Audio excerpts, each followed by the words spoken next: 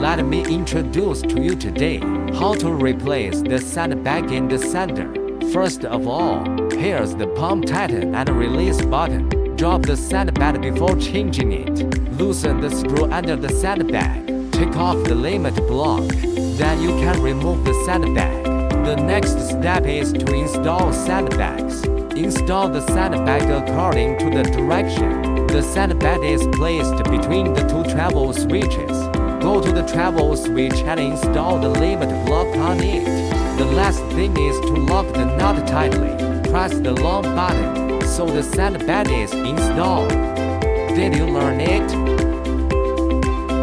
It is no longer troublesome to polish. The polishing machine subtracts the tedious steps for you. Fill in the potholes in the water surface. Makes the water surface flatter.